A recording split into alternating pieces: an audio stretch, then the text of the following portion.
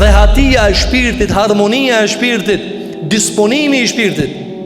Një ditë për ditëve pejgamberi jon sallallahu alaihi wasallam del për shtëpisë së vet. Dhe shihen te ai gjurmët e ujit, ka marr gusl. Dhe sahabët e presin çdo detaj te pejgamberi alayhi salatu wasalam, dhe i thonë ja Rasulullah, sot kanë shumë i disponueshëm.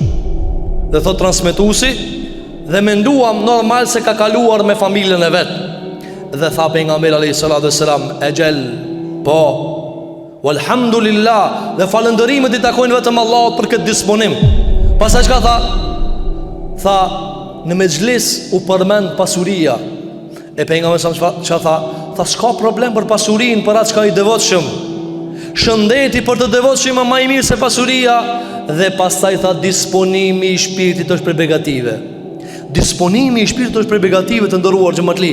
Ne sot shohim njerëz të cilët paguajnë, japim pasuri për të ruajtur stabilitetin e shpirtit. Na sot shohim njerëz në përbot, të cilët i kanë kreta rrethanat ekonomike, e kështu me radhë, kanë pozita në shoqëri, megjithatë e gjejnë tentim për vetvrasje, pi hapa. Pse pinë sot njerëzit hapa? Pse janë shtuar konsumatorët e hapave qetësues? Pse më herët s'ka pas? Me çka janë qetësuar ata? Janë qetësuar me iman, janë qetësuar me islam, janë qetësuar me Kur'an. E sot çka duhet me konsumu diçka? Për këtë arsye sot njerëzit, a e dini pse konsumojnë edhe mëkate? Pse ngonaj non stop muzikë? Pse nai non stop këshir me dal dikon më shëtit veç me humb kohën? Pse ai non stop këshir me en edhe me bredh në për qytet? Pse ai vazhdimisht këshir me si çdo ta përmendim me lein Allahu që është bërë fenomen shumë i rrezikshëm dhe jashtëpër konsumimi i lëndë narkotike. Me këta llojet e veta. Pse i konsumojnë njerëzit këto? A dimë pse e konsumojnë alkoolin? Veç me largu brengën. Me ngulumre, edhe në poezi që ashtu e quajnë, edhe në këngë që ashtu e quajnë, hek ma mërzien. Ama nuk heket mërzia. Nuk heket mërzia pos me iman, nuk heket mërzia pos me moral, nuk heket mërzia pos me atë çka e ka legjitimuar Allahu dhe pejgamberi sallallahu alaihi wasallam. Për këtë arsye dha pejgamberi alaihi salatu wasallam, qetësia dhe harmonia e shpirtit është prerogative. A e numrojmë na begati? A e numron ti begati që ka thënë pejgamberi alaihi salatu wasallam, men asbaha aminan fi sirbihi, mu'afan fi jasadihi, lahu ta'amu yawmihi, indahu ta'amu yawmihi, fa ka'annahu hizat lahu ad-dunya. Çka ka thënë pejgamberi sallallahu alaihi wasallam? Ka thënë, ai që qohet në sabah i sigur për vetën e vetë dhe e vlatë të vetë. A di që të më thonë ti mu qu i sigur familjen tonë? A e numron të këta jo? A e di që i ka njës të në qohen sigur? A i qohet njerë vetë i këshyra, ka rëzik për me vra jo? Luftat të ndryshme e kështu më radhë, pastaj del me 100.000 pasiguri.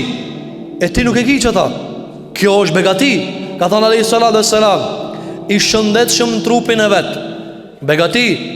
Kjo veç ti kur qohësh sabas, ki as një smunje, kjo minjarë duhet me ti ngrit ato nivellet e disponimit. Elhamdulillah, këtë shëndet kam. Kjo du të me shkaktun vetë vetit i disponim. Ka thënë alayhi salatu wassalam, dhe ka buk për një dit. Të ndëruar që më të limë, bas të hadithi, sa kena na, sa do të më konë të lumëtur? Në nivellet ma standarde që të na e logaritin me punu, me rogë, logaritet që i varfërije. Tani do paret vinë mujore. A i shka ka mujore, barë mujnë e ka të siguru, për ushqim. Apo, do më thonë këtë 30 dit i ka. E nësë më ka thonë, jo, në ditën e sotshme nëse e ka të sigurume, ja ka pru Allah i këtë dunjaj në pasuri që ty. Pse nam dikush ka për një muj me angë buk, dikush ka për gjys vjeti me angë buk, dikush ka për një vjet, dikush ka pa makia ka siguru edhe nipave. Ka pasuri, Zoti i ka dhënë pasuri. Ama lumturinë se ka, rahatin se ka. Për çfarë arsye? Sepse ki nuk dimi numru, nuk dimi kalkulue. Ki hiç se ka shti shnetën aty. Hiç se ka shti që janë i sigurt, se ka shti në llogari. Apo i ka shti veç ato shifrat 500.000. Ku e lave shnetën? Ku e lave që ki e vlat? Ku e lave që s'po të nguc kurkush? Ku e lave që nuk je indjekt? Kretë janë pasuri, numroj. Kur ti numroj shkej, çka do? Çka tha alayhi salatu wassalam, fa ka'annama hizat, sikur Allah ja ka sjell këtë botën për para vetë. Për këtë arsye të ndëruar xhamatli, shikoni pejgamberin alayhi salatu wassalam sa i vendoste kujdes harmonisë shpirtërore. Një ditë për ditë ju tha sahabeve, tha mu shumë pëlqen me menu mirë. Fa'li, tha një Rasulullah, çka e ki për qëllim? Tha kelimetun tayyiba, një fjalë mirë. Një fjalë mirë. një fjalë e mirë, dietar kur kanë shpjeguar këta, kanë thonë këtë Kur'anin Allahu e ka thujt fjalë e mirë. Këtë Kur'anin e ka thujt fjalë e mirë. Një studim që e kanë bërë disa prej të huajve, jo muslimanëve, në botë, në Kinë dhe në Japoni, e kanë marrë një gotë ujë, edhe një gotë tjetër, ujë këne. Edhe të njëni ujë, ato s'kanë Kur'an. Na kena Kur'an, elhamdulillah, për që adina kimetin. Të njëna gotë e ujë, të njëna pjesë e ujët, kanë fillu me folë fjallë ndyta, fjallë të liga, fjallë pista, fjallë që nervozojnë e kështë të mëra. Dhe fjallë të ujë tjetër kanë fillu me folë fjallë të mira, fjallë begati, mirësi, pasuri, qetësi, e kështë të mëra. Deri se kanë morë dhe kanë testu, kanë thonë, është ndiku ujë. U ka prish ujë ku ka folë fjallë të qia, këtu u ka bo ujë, qetër ujë, ma i pastër. Dhe për këtë arsye pejgamberi sallallahu alaihi wasallam e ka përdor ujin e frym, e ka legjitimu ujin mu fryje. Për çfarë arsye? Sepse Kur'ani ku bjen aty ndikon.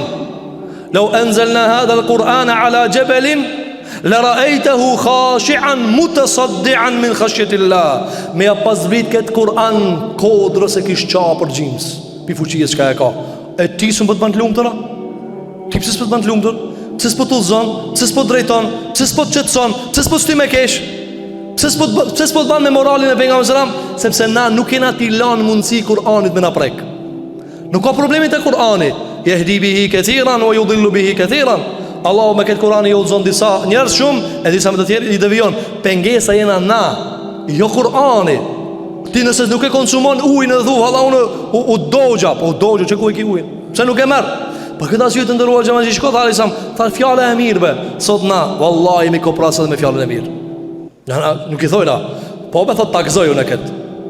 Takzoj, a ki po. Nuk ja thot, as bashortës vetë nuk ja thot në fjalë mirë. Thot Aisha radiallahu anha, ka hike, e ka dilke, pejgamberi sallallahu alaihi wasallam ma shlon të një fjalë të mirë, ma hip ke disponimin. Kthehet e na veç hin, e dini. Ka hike, ka dilke. Shlojë bënja, prisha morë ditën ndërsa kthehesh. Pastaj, e shiko pejgamberi sallallahu alaihi wasallam, thot Aisha, ka hike, ka dilke, një fjalë të mirë, çka të kushton be papare?